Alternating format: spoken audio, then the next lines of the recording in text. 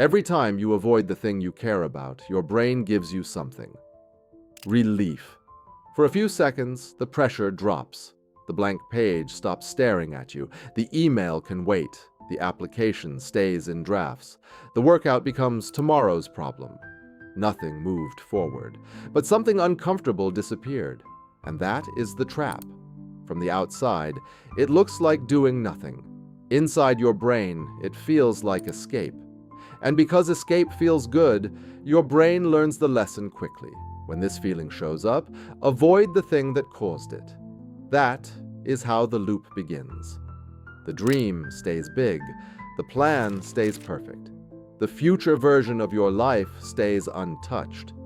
And your brain quietly pays you every day to leave it that way. This is why the thing you want most can become the thing you avoid most. Think about the thing you keep circling, the channel you keep saying you will start, the application you keep revising without sending, the business idea you keep researching, the conversation you keep rehearsing, the body you keep promising yourself you will build. The first draft you keep imagining, but never actually write. You know what you want, and that is what makes it worse, because the problem usually does not appear while you are dreaming about it. Dreaming is safe. Planning is safe. Imagining the finished version is safe. The wall appears when the dream asks for contact with reality. You open the laptop, you sit down, you look at the blank page, and before any real work happens, something moves through your body. Fear, maybe, shame, exhaustion, dread, the sharp feeling that the result might not be good enough, the uncomfortable possibility that you might finally get evidence about whether you can actually do the thing you keep claiming you want. That feeling arrives before the task even starts, and that feeling is what you are actually avoiding. For years, procrastination was treated like a time problem. People said you needed a better planner, a tighter schedule, a cleaner desk, a stronger routine, a more disciplined version of yourself. But procrastination researcher Tim Feichel argued that the core problem is emotional. You are not mainly failing to manage time, you are struggling to regulate your emotions. That explains why the behavior makes sense. Your brain notices discomfort and looks for the fastest way to reduce it. It does not care about your 5-year plan in that moment. It does not care about the future version of you who will have to deal with the delay. It wants the threat signal to stop now. So, you escape. You check your phone. You clean something that did not need cleaning. You watch one more video. You reopen the plan and adjust it again. You tell yourself tomorrow will be better. Then the tension drops. And that drop is the reward. This is the part most people miss. You are not rewarded for the delay itself. You are rewarded for the relief that follows the delay.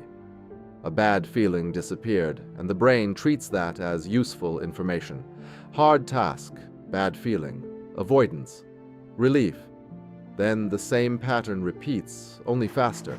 At first, it feels like a choice. With enough repetitions, it turns into a reflex. The task appears, the feeling rises, and your hand is already reaching for the easier thing before you have admitted what happened. That is why procrastination can feel so powerful. You are not arguing with laziness. You are arguing with a reward system that has been trained. There is a simple brain explanation for this, but it doesn't need to get complicated. Part of your brain works like an alarm system. The amygdala watches for threats. It was built for survival, but it does not only react to obvious danger, it also reacts to emotional danger, failure, embarrassment, judgment, uncertainty, exposure. So when a task carries the risk of being seen or measured, the alarm can treat it like something to escape. The planning part of you knows the task matters. It knows waiting will make the problem worse. It knows you have had this exact conversation with yourself before, but the alarm is faster. And when it wins, you do not calmly decide to sabotage your future. You just move away from discomfort. You choose the easier tab, the easier chore, the easier thought. The escape is quiet enough to feel reasonable. That is what makes the loop dangerous, because the moment you avoid, your brain gets proof that avoiding works. It worked in the only way your alarm system was tracking. The bad feeling went away. But here is the part that should bother you. What if the feeling you are running from is usually worse than the work itself? Feichel tested this with university students. For 5 days before an academic deadline, students carried pagers. 8 times a day, the pager went off. Each time, they reported what they were doing, how they felt, and how they felt about the assignment they were supposed to be working on. The pattern was clear. When the assignment felt unpleasant, stressful, or difficult, students avoided it and chose something easier. But the important part came later. When the deadline finally forced them to start, they did not say they were glad they waited.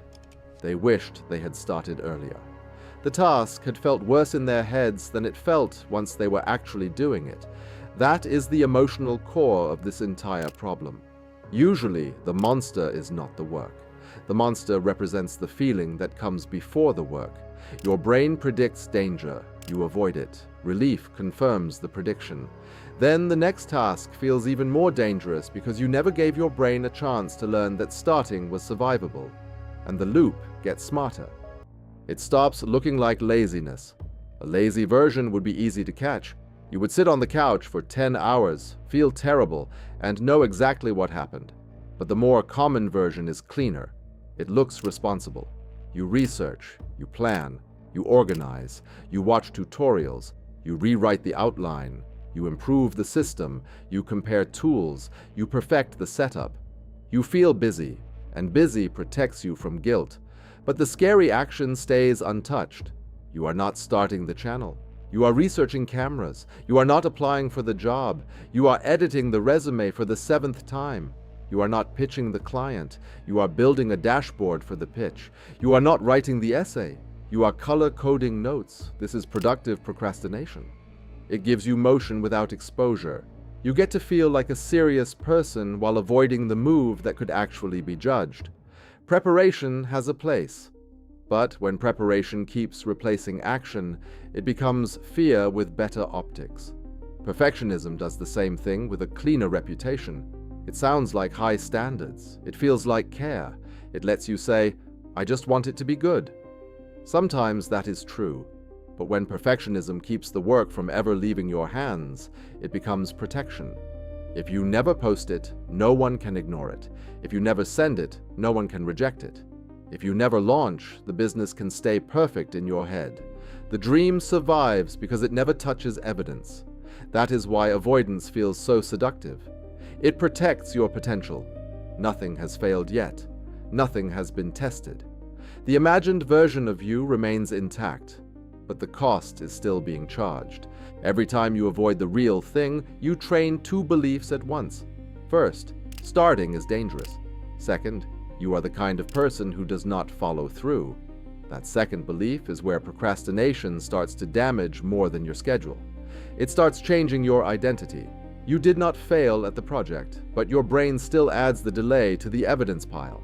Another day, another excuse, another promise you made to yourself and quietly broke.